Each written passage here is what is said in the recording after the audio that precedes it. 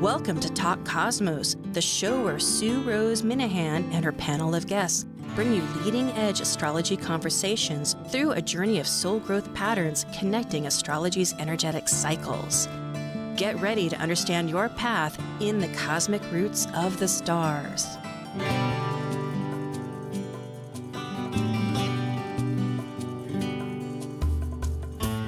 Hello, everybody. This is Sue Minahan, Talk Cosmos, insightful conversations to awaken your soul growth. And today is June. No, it's not. No, it's not. We've had the solstice, and today is July. Is it? No. Okay. A little confusion here because we're in the archetype of Cancer, but we're still lodged in the Gregorian calendar, June 28th. Got it. And we're having our fourth week panel of every month, Kaleidoscope Visions. And our topic today is going to be about a dwarf planet. You know, it's like continents on the Earth. We don't usually, I think, as a culture, focus on this area until some big event. Well, it happens to be that after 57 years, this furthest, well, it's been the furthest until maybe very briefly, it's way out there, Sedna has just entered the sign of Gemini. So it's huge, and it's breaking down old patterns of thinking, opening new perspectives, exploring spiritual growth. It's a very long cycle. We'll tell you all about that when we get started, because now we are ready for Kaleidoscope Visions. Learning about current transits and exploring soul growth cosmic conscious energies applied to natal transit chart readings provided from the audience. This is your Kaleidoscope Visions panel. I'm Sue Minahan, the founder of Talk Cosmos, an eclectic evolutionary astrologer, consultant, certified color energy life coach, vice president of the Washington State Astrological Association, member of Kepler Astrology Toastmaster Club, of a Dwarf Planet University diploma and AA with music degree. I love mythology, philosophizing, collaboration. I'm an artist, writer, a perpetual student of life. And I am John Chenworth, an astrologer from Seattle, Washington. I grew up in southern Arizona and was so obsessed with mythology that I concretely imprinted the Greco-Roman pantheon into my psyche. I still see those gods and goddesses infused into everything around me. My experiences of working with developmentally disabled and resource students for many years as both teacher and mentor has given me a strong compassion for others and has seasoned me with an exceptional reconciling energy. I have more than 18 years experience reading natal charts and continue to enhance consulting techniques by attending workshops and conferences. I use a unique blend of evolutionary, archetypal, and traditional astrological methods to look for themes in the birth chart for us to explore. I also enjoy penning poems and exploring Washington State on road trips. And like the Sufi poet Rumi says, you are the entire ocean in a drop. Yes, indeedy. And that's what we're talking about, John. Hi. Hi, how are you? I'm great. I'm so glad you're with me. We go way back and we're going forward. Yeah. So this is good. You know, and today is the 25th, thank you, not the 28th. You know, Sedna, I hadn't mentioned it, it's 11,400 years and add a few more. So I think that's how long its orbit is. Yes, exactly. Yeah. It's just incredible. And one thing I hadn't mentioned, because we'll have slides, is it's so elliptical, and we'll show that map. But the point being that right now it's nearing its smallest transits, which are, you know, like 57 years. But the others are 1,500 years. Right. It's really an extreme kind of orbit. So when you see the pictures, it look like a rubber band being stretched. So most planets are going in that perfect circle kind of around the sun, but this is kind of going really long and really far away, then coming back. Yeah, I think of gravity. Now, this is, we can't get too sidetracked here, I know, but, you know, really the fact is we're out there in space, centrifugal force, gravity, electromagnetic, all these energies. But when we begin to think of these extra dynamics out there, how are they really fielding this orbit? And then, of course, there's this thought that perhaps behind it all, there's planet X, which we haven't got yet to. Well, we have like the pull of the sun, and the farther you get out, maybe that's a little bit weaker, and you have the pull of space or whatever. So the more There farther out you go, the more erratic the orbits get, I guess. it is. There's a balance. Well, I think we're ready for our slides. Nathan, if we can start this process. Goody. There we are, folks. And as it clearly says, the 25th, Amanda has a wonderful event happening this weekend, and she'll be back. So she hasn't gone away. So we have next, this is John and myself to contact, as John has his website up, Sky Path. So here it is. There is a top view of this very eccentric, elliptical path, that because the sun's in the middle and the little green stuff are different planets. As you can see over here, it shows. And the red dot is where it's going towards the left on this particular one, because in 2076, it's going to be like the nearest spot, perihelion to Earth. And that'll be like 11,600 years ago. It's like 1 year of Sedna. And when it's that close, it'll still be outside the orbit of like Pluto. That's Right? right. Oh, thank you. It's Yes. near, but it's far. Here is, that's Yeah. excellent. And this diagram shows it. Right. It was 100 years in Aries. I'm in Aries. You're in Aries. But the person we're speaking with today, who will come at the half hour, hers is in Taurus. And that started, it's such a big orbit, it kind of morphs between a couple of years. But let's say 1966, which is so interesting because we know that's when the conjunction between Uranus and Pluto occurred in Virgo. So, and then of course it's beginning now in 2023. Next year it stays there 100% until 2066. So that's huge. That's a rapid passage through those signs. Yes, yes. We could say it has a fast spring. Those are the spring signs. So then summer and winter, I guess, lasts a long time. Of course, seasons on that planet, we don't know. Different. Well, it's very true. And of course, as the myth goes, this is under the ocean because this is a dwarf planet that's been named by looking at the Inuit, which used to be called Eskimo. Right. We're now becoming more considerate. It's a step in the right direction. Well, it's their name for themselves. And the Inuit live in northern Alaska, northern Canada, and they're even in Greenland. Yes, so like the and very Siberia. top of North America. Yeah, it is. It's the that. largest area that a culture holds. And so this dates back to 5,000 years easily, which again is right about when the civilization happened in Mesopotamia. So we really don't know. It's probably much older. But it did break away from the Greco-Roman mythology, which Neptune, Pluto, all of them are in. And I love this. Someone suggested that gives a new global dimension to open up our collective, it's nice to have other pantheons. Right. You know what I mean? Some Egyptian, some Hawaiian. And we do. Yeah, I just love, I take, Alan Clay's classes, and there's other studies too. Okay. So I'll give just a few minutes here, max about 3. What is this mythology? There was a young lady, a daughter, a female in this story, who many different versions, and I'm going to quickly eclipse these versions to get to the root of how I see it interpreted. It took her a long time to marry. And what does that mean? If you marry, you align yourself with another person, an ideology, a whole concept, a reality, an expectation, and that can come from your culture.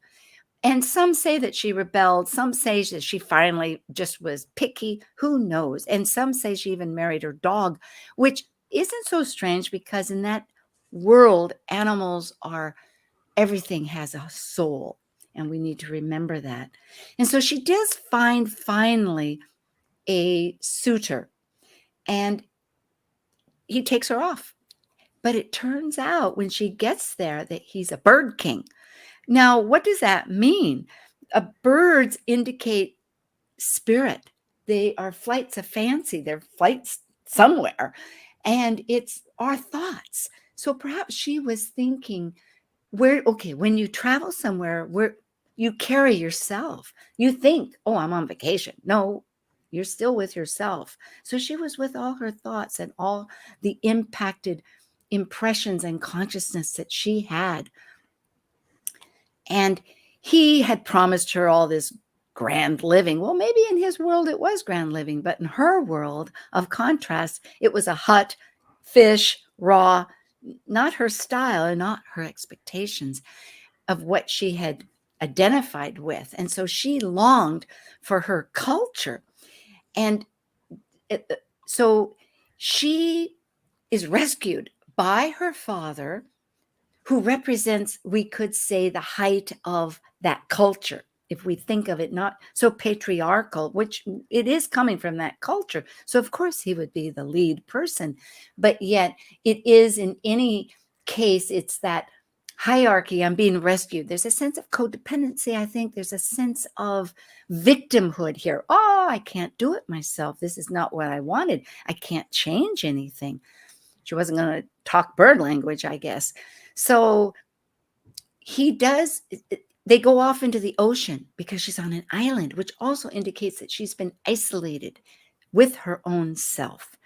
Well, out in the ocean, it's a terrible storm because the bird king, he's upset. Now, you could think that's the idea, is that she's going into the terrain of her own emotions and she's looking for a new, like, how did I get here? What am I feeling? And whether it's the old thoughts or the birds, people don't like you to change necessarily. They like what's familiar and it's emotional. Any rate, the birds come out and they flap the wind flaps, and it's very upsetting. The waves, obviously, when that happens, the wind does work on the ocean waves. And the father, many different versions here, gets fearful, which to me immediately, it's like, stop, pause in the movie. Doesn't that indicate that maybe everything you're aligned to has nothing in your corner? You are not important. You are being ditched, because what does he do? He throws you overboard into the ocean to save himself. So that kind of says that maybe you don't want this group. But she is in the ocean, meaning in the middle of her emotional state, we could say. And she clings to the boat because we are matters of conditioning and we want to be. We know the known is familiar. We cling to that conditioning, maybe, right? Exactly, John. So here we're finishing up just at the bit that either her fingers freeze and she falls off. That's the more natural part, that nature itself just takes her away and goes like, you know what? You're not getting back in that old world. Or the darker side is that the father, who has a handy dandy axe, chops off the fingers and down she goes.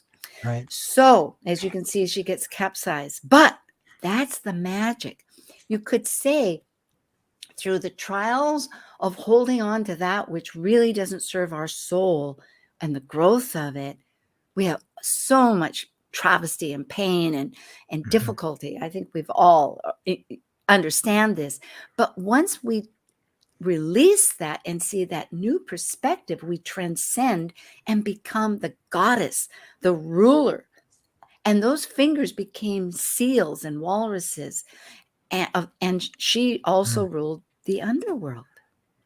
And she escaped to the deepest part of the ocean, which might be why they named this planet Sedna, because Sedna goes so far deep into space. Exactly, it's right. It's kind of a perfect name, you know? It was, because it was so cold out there. They figured it was as cold as this ocean. Right. That's right. It very much and saw she doesn't ice. quite come close enough to Earth to get back into the conditioning. She's just outside the solar system. I'm not going to quite join that again, right? Never ever. You do Yeah. in that, because if you go into your own charts, and I'll just say that briefly, that and if you have access, if you are an astrologer or go to an astrologer, the Dwarf Planet people and Alan Clay and etc. do this. You look at the transits going to Sedna or what Sedna makes. Obviously, Sedna is very slow, but it is telling, and it's a whole epic of your life. It's not just one event. It's not like, oh, I went out to dinner, or oh, something happened. It's a whole epic. But she is the food giver. And to me, too, the key, and I was reading this extensively, very happy and taking a long time to learn more, but it's that here I have it down where it's at alignment with the divine consciousness, you could say, is one way to express it, but giving gratitude. Because in the further side of it is that the shamans will appease her. But what does that? That is like if in the Native American culture I'm familiar with on the United States, the cultures were very thankful. If they got a deer or a fish, a beaver, whatever it was, they gave gratitude, and they didn't take more than they needed. It wasn't like the buffalo, let's kill them all. It was a very sacred experience, a relationship, and we need to do that. That makes us whole and to become part of nature, right? Yep. Another thing about Sedna, if we go back 11,000 years, where Sedna was where it is now, 11,000 a year ago on that planet, that would be about the time indigenous people are crossing the land bridge between Asia and America. So they're first starting to arrive in the New World. Ooh, It's kind of an interesting thing. and it's the end of the Neolithic era. That's right. It's the Ice Age. The last Ice Age was melting, which is interesting because Sedna's icy. That's a huge chapter of Earth time. And in Sedna, it was a year. Yeah, and half of that year is when our civilization started. So Right. it really expands this translation. So when writing starts, about a half an orbit ago. Yeah. That's right. So here is that glyph, as we call, and also I have on this chart, because we're not going to go into it, but there will be 2 more events because it's a huge transit, and she is going to go back into Taurus briefly about November, just before Thanksgiving, or on it, who knows, and just next in a year on the 27th. So you can check that. For those that have these charts, you can give screenshots. You can go back into the recordings. We keep all the recordings, so it's all possible. Okay, so here we have our first, well, the only, the first and only guest that we have for today, named Tammy, who has given us permission to show her chart January 14th, 1968 at 8:03 a.m. in Eugene, Oregon. So we will try to get this through. Yes. And then at that half hour, Tammy's going to join us so that we can find out what is her life and how does this really apply. Meanwhile, yes. Well, what I see right off is that sun square the nodes. Isn't it amazing? And where the arrows are, basically. Yeah, and her sun in Capricorn, because this is, just after the new year, while the sun is in Capricorn, is right at the time of her birth next to her ascendant, which is her entry point of the whole chart. Right. Yeah, kind of hiding out in the 12th house, the sun is. It's a little bit wanting shy. to get started, because and what does that mean, folks, when we say that it's squaring? Well, it's toggling, you could say, between what is familiar that I came in with my south node, which happens to be in Libra, because we're going to have a lunar return starting in July. And I noticed, this is at the very end of everything, I noticed, oh my gosh, it'll be December for Tammy. In December 12th, she's going to have that exact nodal return. So that's and that's going to be our last slide tonight, but that will be something that we can discuss with her. But that means having the sun balanced between Libra and Aries is a little bit of many lifetimes. Can use reincarnational talk, many lifetimes of having to be the negotiator, having to kind of please everybody, work with everybody. And the Aries North Node is saying stepping up and being more individualized. And having the sun in the middle there is like, okay, how do I work these two? Maybe she's in management. I would think that she has strong management facilities, whether that happens to be in like absolutely. It could be in great negotiating skills. Right. Business, or it could be nursing. It could be where she's really facilitating. Let's go to the next one and we'll see. Because now I'm learning. I'm not packing all my aspects on one chart, folks. It's like, oh my goodness, even after I do it, it's like, how do I understand it? But if we look at in astrology, now she is not per se an astrologer, but she is an avid fan, which I was really pleased. We did chat briefly. And so I am learning more and more how to talk so that people that aren't astrologers can understand. But in astrology, there is a guidance. That's Carolyn Casey. I love that. She says that instead of rulership. So if it's Oh, yeah. That's Capricorn, really yeah, interesting. isn't that Guidance. nice? I like it. I know. I saw her I've at never heard that Norwalk before. a few years ago, and I keep trying to remember to use it.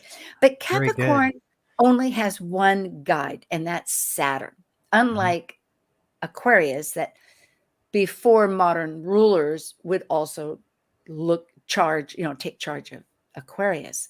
So for her sun and her rising, which is pretty typically to look at a chart, Saturn, she really is somebody that if we look at Saturn, that's going to be what's essential, what is going to last, the bones, what's the bones of something, let's strip it down to what's going to be endurance, that's going to be fundamental. Right. Just like maybe going by the rules a lot and not being comfortable if there isn't like a guidebook to go by. That could be part of the makeup. And that can be a stress because it's how we learn. In school, we learn. Let's go, this is the fact. Tell me With the Saturn facts. ruling, you have the work ethic there. Like I'm willing to put in the hours and right. But eventually you need to be able to break away enough. And that's the whole question. How far does her soul want to break away to do it herself? So let's see more. Getting into that Sedna dreamscape. Yeah, because back at the ranch, which is the soul, we could say that here, if we go in this guidance path, we can continue its story. And for Saturn, which is in Aries, and you can see that down near the bottom here, Aries, that goes only to one ruler, and Aries goes to Mars. Well, Mars has a lot of guidance here. Mars is working on her Saturn, which means, what is Mars? Mars is action. Mars wants, let's get some achievement going. I have a drive. Right. I have a motive. Like, what are we going to do? So, and it's also in her North Node, meaning when she steps out of her comfort zone to go to something new, to get that independent thought, that's in that pioneering Aries. And her Sedna is the very last degree. Right. I think it's really interesting that there's Sedna in Aries, and that's like letting go of the conventional, doing it the way society says, or I've been raised to do things. And the North Node, like what you're evolutionarily trying to reach into, is saying, be like Sedna, let go into the deep. Yeah, but in the meantime, it's really challenging. It is, and it's a perfect chart for today. So thank you, universe, because Pluto, who's also a transformational metamorphosis planet, is at that, has just, from our vision on Earth, apparently, got to add that because it's not actually going backwards, but appears retrograde and will be until January. And it will continue 3 more times. 5 times it does this. It's going to do it now and 3 more times before it. So she's going to be going over and over this square, this call to action to her soul path she has been, and continuing refining it, you could say, finding new clues it's almost like having a set design. Oh, I think I need a table over there. No, I need to have a virtual assistant and do this work for me, or, whatever it is. Right. Should I go to the next? Okay. So you brought up profections, which is in traditional astrology, a wonderful way. In fact, I'm studying it with Gemini Brett right now, and it's a measuring system. So we aren't teaching it right now, but it shows that in her chart at 54, that the 7th house of relationships is an emphasis. But you know what, John? That has also, besides the fact that the moon is there and it's ruled by Cancer, which goes right back to the moon because her moon is ruled by the same sign. Her south node is in a relationship sign of Libra. I mean, it all kind of, her relationships are probably paramount this year. So this perfection year started on her birthday, which January 14th. It'll go to January 14th, 2024. And it's a way of counting through the houses for each year of your life. And this year it ends up in the 7th house, ruled by Cancer. So we look at the moon, and that becomes the key player for the year. So transits to the moon this year are important, and how the moon moves is also important this year. And also, on the side note, most times this particular pattern is starting with whole house, and that means you take the rising sign, Mhm. whatever sign it's in, and put it at 0, and then stick Right, it and then around. count around. Yeah. Now I have been. It's not. That is like probably 98%, 95% of the people that do it. So we know it's a majority. But if you don't, it's not good. So, but just as a fact. Another Mean- interesting thing, Mhm. this is a moon year, and the moon only rules one sign, Cancer. So this is the only time in 12 years where the moon will have this little like push. So this is a good year to work at the emotional field, It or is. history or ancestry, or like Yes. doing the deeper work, right? And for a Cancer person, this is very important. I mean, Yeah. for a Capricorn, because Capricorn has a different focus. It's looking at what's essential, and Mm, emotions, as we know, can get in the way. But we right. have emotions. We are emotional Yeah. people, and we And this have is to an own emotional them. chart. This is a moon ruled chart, so the emotions are part of the makeup, and they're important. Yeah, by Right. moon rule, folks, we mean the Yeah. fact that we're looking at we're at this prism, this angle of this insight for a year. It's like you Using a play lot of with. traditional astrology. Yeah, just Yeah. because we merge with both, and that's really the world we're going with, right? We're Mhm.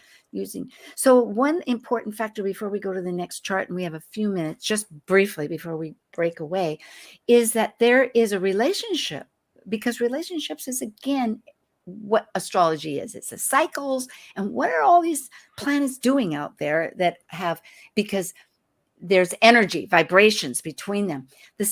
So the moon and Saturn are in this tension of wanting to do some work, some achievement. They're in a square, we call it. Well, interestingly, those are the rulers of the sun and the moon. So this is a very powerful year for a lot of growth. Mm. Okay, so maybe we will do this and then we'll break away. There's a couple of factors. In fact, I'm going to go to the next one. Mars, not only does it ruling these, and it's got a lot to do in this chart, it is also guiding her sun, the umbrella that synthesizes everything, the daily lens of everything. But it's also in an opposition with Jupiter, Mm. which is its ruler, its traditional ruler, which means it's trying to work out, I could say, the big picture of things. Sure. With Mars and Jupiter, Jupiter's got that big picture, dreaming too big. How do I make this more workable in my everyday life? Kind of energy, perhaps. And because it's an Yes. opposition, you can't ignore one planet for the other. They're in opposition, so they're having to work together. They are. Yeah, They're you a got to team. integrate both I'm energies. seesawing. Are you going up? Or are That you there it going is. down? Yeah. Uh-huh. Like, what's going on here? I'm going to like be that. expansive about clarity and getting things in order, Jupiter and Virgo, but yet I'm going to fight for my dreams, Mars, Pisces. That's You know what I mean? that's a very important factor, because in many ways this chart has a lot of groundedness. I mean, Capricorn can be very practical. It's an earth sign. Mhm. It looks at what's fundamental, and often that is.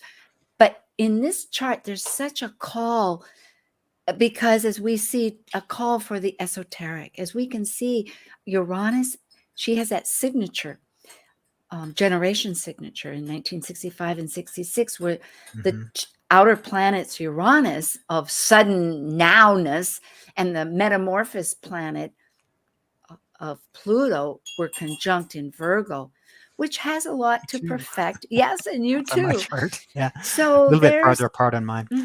So there's many dynamics here. And how do you work in this world that's practical, where you can fit in? You can be the nurse, you can be the administrator, you can be so many things. But how do I serve that calling, especially when Sedna, because natally, she has, oh my goodness, yes, it is. Sedna's a little bit wide, but it is in that area of her calling North Node. Well, I think we're ready to have a break. Yes, John. And then we'll come back and we'll talk with Tammy. Okay. Thank you, everybody. Stay tuned. And this is Kaleidoscope Visions, June 25th, I've got it about Sedna, the dwarf planet, our calling, our destiny. Okay, thank you.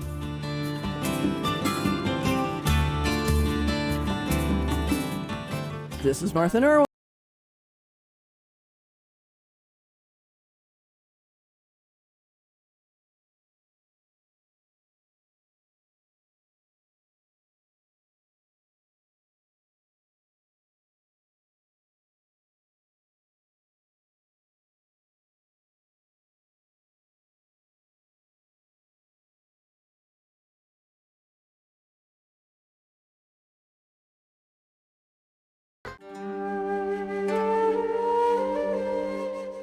While we take a break from this week's edition of Talk Cosmos, let's take a look at this cycle's archetype. Currently, we are in the period of Cancer. By leaving a cycle based on connecting mental communication to the external, the energy of Cancer involves emotions, which create our personal story through our emotional associations and attachments. As a cardinal water sign that is nurturing, Cancer needs to process emotions in one's own internal rhythm of cycles in order to complete an evolution. Talk Cosmos brings you leading-edge astrological conversations with hour-long programs each week on KKNW. The show goes live every Sunday from 1 to 2 p.m. Pacific. Talk Cosmos weekly programs are also available to watch live on Facebook and YouTube, along with daily chats throughout the week on the Talk Cosmos YouTube channel. While you're there, make sure you click like and subscribe buttons so you can get the full Talk Cosmos experience. Or, if you'd rather listen to the show archives with audio only, the entire podcast collection since 2018 is available on most podcast carriers. So, grab your coffee, tea, or kombucha and enjoy the show. Going against the grain has never been this much fun. Alternative Talk 1150. I guess maybe, oh, hello again, we come back. And I think, John, we're going to look at the chart. In fact, I think I'm going to mute myself and call Tammy because I don't know what happened. We just spoke and I know she knows that it's coming today, but let's see. Okay, let's look at the next one. The next one is a bi-wheel. And I'm going to have you talk about that and I'm going to mute myself and I'm going to call Tammy. We're going to do it. Okay, go ahead. Maybe you want to talk about the fact of Pluto, where it sits right here. And Sure. that. So this Okay, is and explain that this is an inner wheel and an outer wheel. Sure. And the date that it's for today is the event. That's what I meant, that kind of stuff. Sure.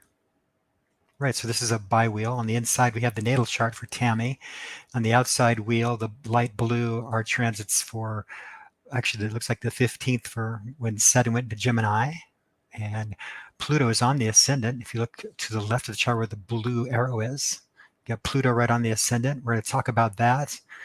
And we have the red arrows are showing some opposition stuff and some conjunctions as well. Ceres with Uranus and Neptune with Chiron.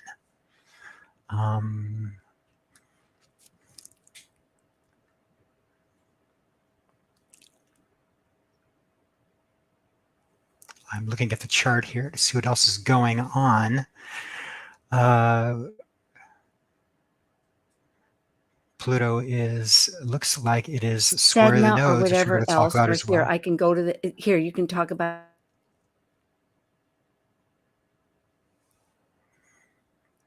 Now let me see what we're looking at here. Pluto, well, yeah, we're jumping around too much. I can't talk. Guess we'll have to wait a minute. Pluto is square the nodes. I can't see that degree. Give me 1 second here. Nathan, I'm going to have you call Tammy. So I'm going to send it in the chat.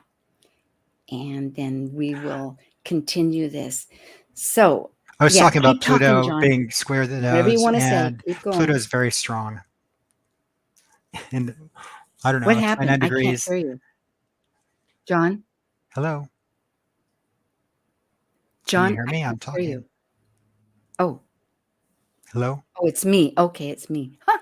A little bit of disruption. I must be out in that boat. Okay. Well, in my notes, I have transiting moon conjunct natal Uranus, which might be a good place to start. Uranus is at a critical degree, 29 degrees of any degree, the last degree of a sign. It means we're going to really work that planet in this lifetime. And with the moon there, there's a lot of focus on that. Do you have anything to add? Well, let's see. I just sent the phone number. So now I'm not multitasking, which I think I can do. So brief me again, please, sir. What did you say? Transiting moon conjunct natal Uranus. Uranus at Oh 29 my degrees. goodness, yes. Emotionally, she wants to be right now in the moment. Yes. And it's not always so. Here, pardon my sounds. I'm going to find I have rats. Every time I touch that, something happens and I don't want that. Okay, so that is today right now. Also a little bit of touching on so feeling that change needs to take place and being aware there's kind of I would like to call it a rumble going on where change needs to happen. You might be feeling that right now, especially in a year where the moon is so prevalent. So I think that's the moon's major mark right now, hitting Uranus. And today we're talking about her chart, which I find very interesting with that kind of a transit going on. Isn't that interesting? It is, because Uranus ruling astrology and the moon, right?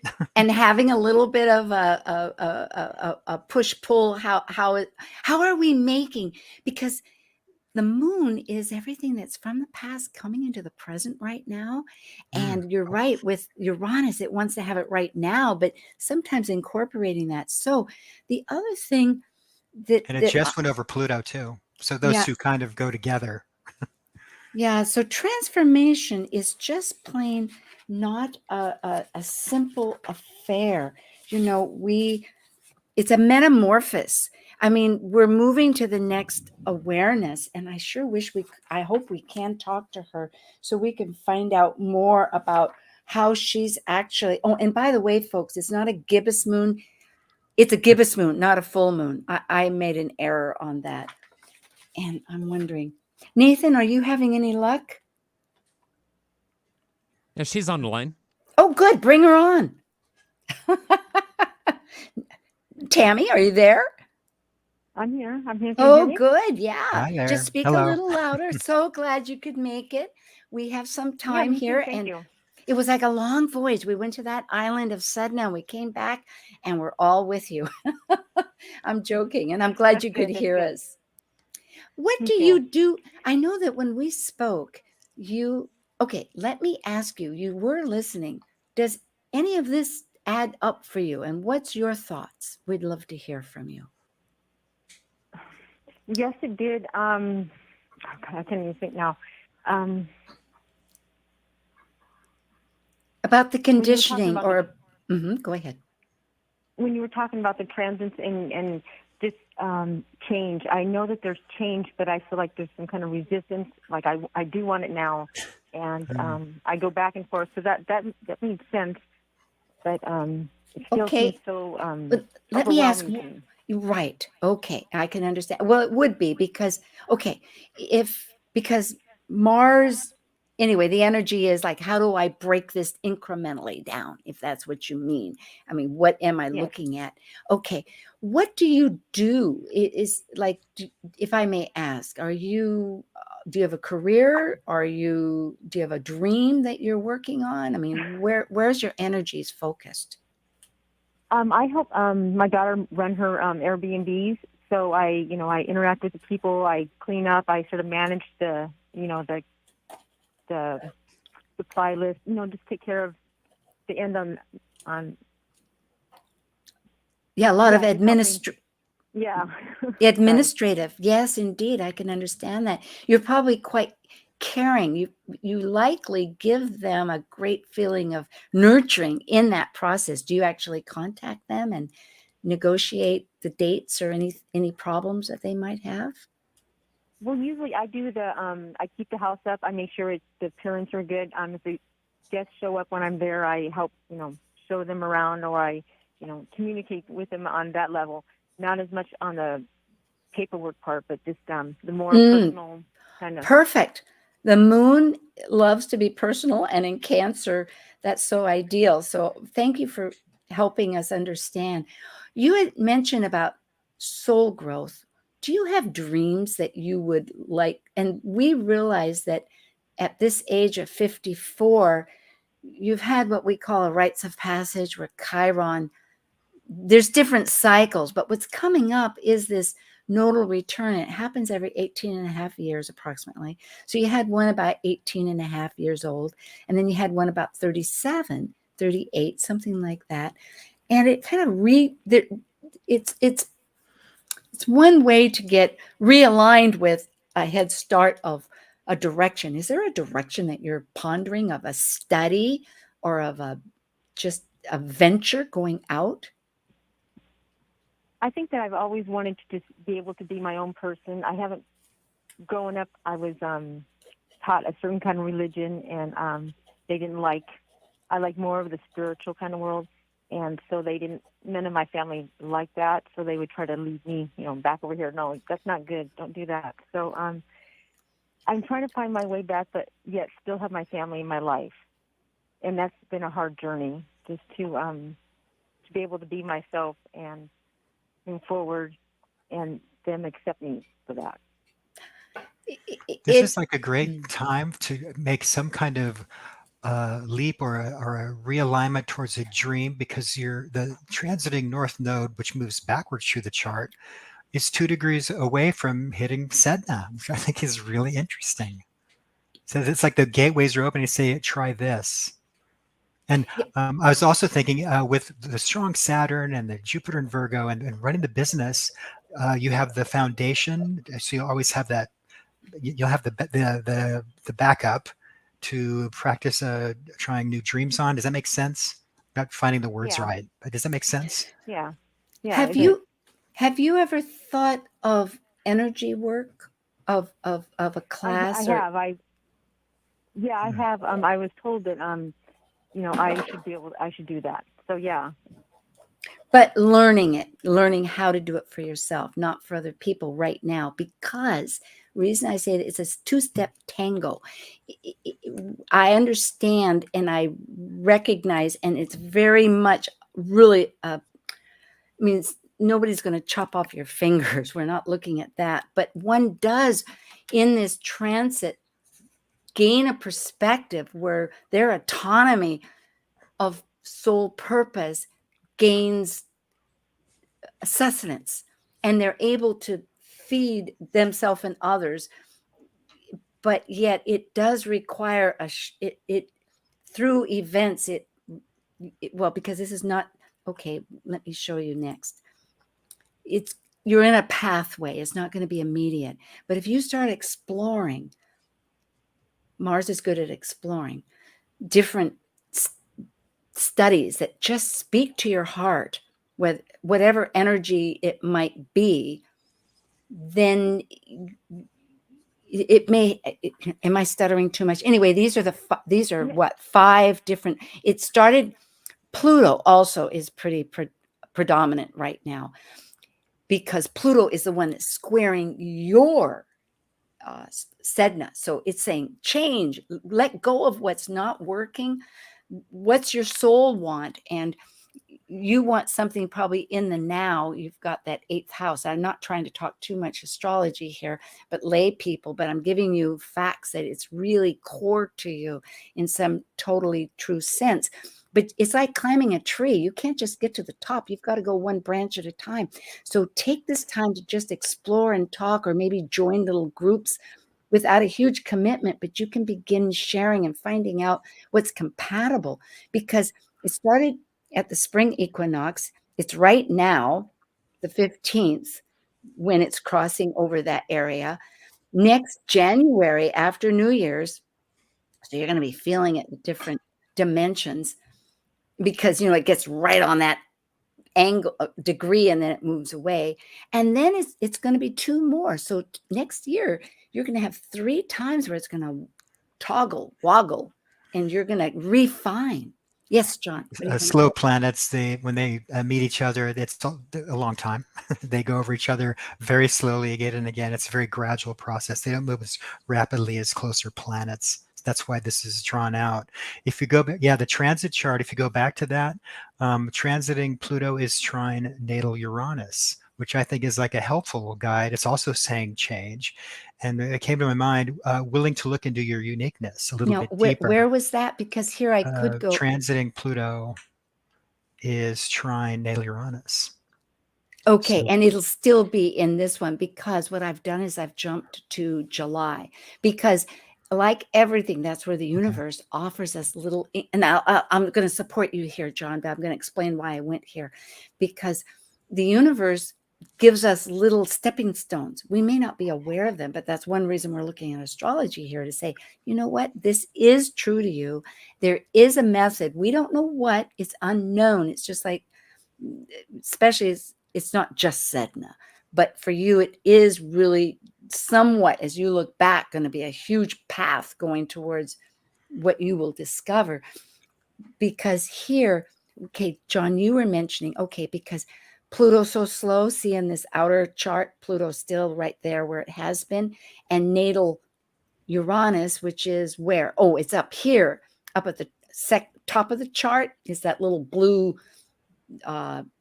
description that's 29, is going to still be the same. So this particular, John, this particular chart isn't changing what you said at all. I just think it's a really nice window to asking you to explore what kind of change you want to make, and especially Uranus, what is the uniqueness that you're trying to bring out? This is a chance for you to just practice that and see how that feels. Yeah, and it's kind of softens that square to Sedna a little bit. Well, it flows. That's right. Mhm. It's a flowing energy. It's supportive, and because. Okay, and I will say that as a little incremental step, and then we'll go back to that too. In July, on the 17th, which is not even a month away, or just, less than a month, the transits, as we're going in this cycle of life, the north, your lunar, that means moon, cycle of the nodes, is a year and a half cycle. Everybody goes through it. But for you, being born when you were, it's going to be exact on the 17th, meaning you're really going forward. You're going to get some kind of kick of like a courage and encouragement to go forward. I mean, look at that Jupiter also, John, right on transiting Mars. There's going to be some kind of some action that maybe meeting people, maybe you'll, with all of this, by networking. In a 7th house perfection year where relationships come into play, and they're really important. Yes. Right. Yeah. Everything that you're talking about, I can resonate with it. It makes sense. It's like, it's almost blowing my mind. Oh, good. Because the other thing is, and thank you, John, for reminding me it's 7th house, because that's really group, in a way it's groups. I mean, both of those energies, other people, like in some way, either to volunteer or to take a class or to just get some relationship that keep expanding out on learning new ideas, that whether it's Facebook. Which way of these do you like to meet people, Tammy? Well, I've thought about volunteering. I was going to do that, and meeting new people. I have sort of a harder time in that area, just getting out there. I'm always so busy working that, I guess I'm not sure right now. I'm trying to meet people online, and I really don't care for that. So, you know what I thought? I understand being, and I don't mean to stop. And if I do, go ahead. What were you going to say? Finish. No, you're fine. Go ahead. Okay. Yeah, I thought so. Because looking at your chart, just to bring it fact, okay, we're talking about the moon, which is our emotional, it's reflected light. And it is the past coming to the present. It's our habits, it's our world, and it's family. And it's in its own sign. And it's in a house that is oriented towards the details and routine of every day. So you've got it naturally at the get-go. So, but what I'm getting at is that, what was I getting at? Oh, what about little animals? One idea that I've always wanted to do, because it could be a pathway to it, would be to volunteer at the Humane Society and pet cats or walk dogs. Does that have any interest? Is that anything that would speak to you? Well, it would, except for I have my own pet, so I'm always with him like 24/7. So I'm always taking care yeah. of him. But so for me to get around another animal, he'd be so jealous. But I did think about, because I do clean houses, I was thinking about going to the church and finding if there was somebody there that needed their place cleaned, if they were just got out of the hospital or in the situation. That's what I thought about doing. That's good. And I will say this, that Reiki is pretty well accepted by nurses, and it is an energetic work. It's hands-on. And Reiki it's pretty universal. There's so many ways, but it bridges because of the fact that nurses use this. There's a huge legacy for it. You might look into Reiki, because what I'm getting at is for hospice and older people, that there's a whole field of this, that it would bridge that. The family could possibly go and think, yeah, it's a little unusual that I hadn't thought of. But once they learn and there's that documented information, I support if you have that urge, link towards what you're feeling. That's the path. That's a path. Yeah, John? I've actually thought about Reiki, and I thought about the energy work, and I have actually tried it on other people, and it worked. I mean, I didn't know exactly what I was doing, but I did it, and it worked. So, yeah, that's very interesting. Beautiful. And you're in Eugene. It's a pretty multi-dimensional state. You have it's a very rural state, but you're sitting in a city where there's a college. I mean, I think of that coming from Washington, where I used to live, that in Oregon, you have the biggest city at the top of the state, and the rest of it is pretty open, but yet you're in a college town. So there must be tons of good practitioners to learn from.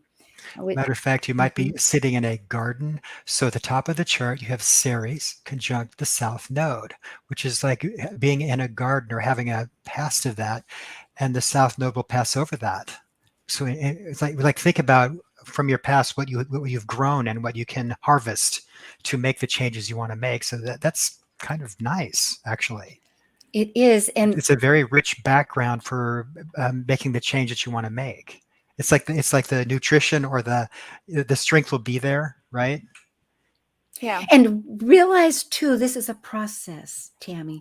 It's not going to be abracadabra, which I think for you, especially being a Cancer, you can appreciate and feel safe about.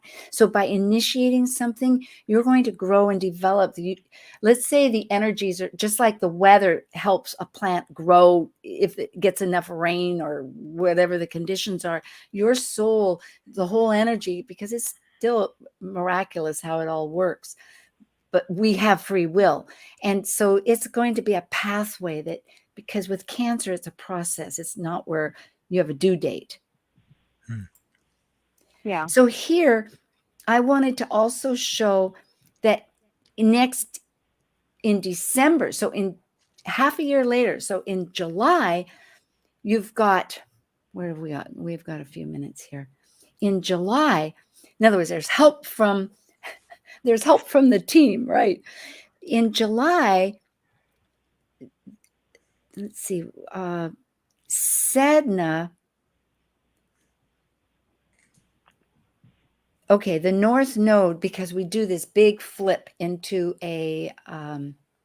your North Node of destiny, let's say, and Sedna, our path of destiny, are fairly close. I mean, it's not, they're in the same sign. They're 6 degrees apart, meaning that as transits travel, they hit one and then they hit the next. Okay, so in the summer, the lunar nodes, a little bit of astrology here, go backwards. So they start at 29 degrees because there's 30 degrees in a sign. So they start at 29. And that's going to immediately activate in July 17th, but it's happening, there's vibrations. And so you'll get that energy. But in December, on the 12th, is when you get that nodal return. And then so there's more to come.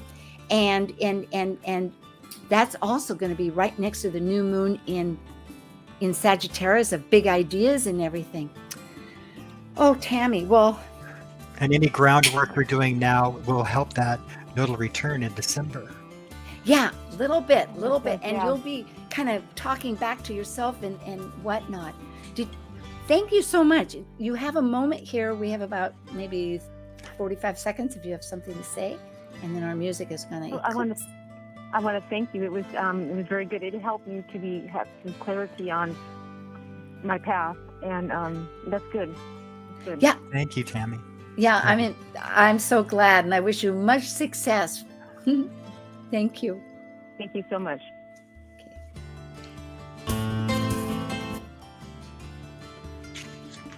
Thank you for joining us on Talk Cosmos, the show where Sue Minahan and her panel of guests connect soul growth patterns with the energetic cycles of astrology.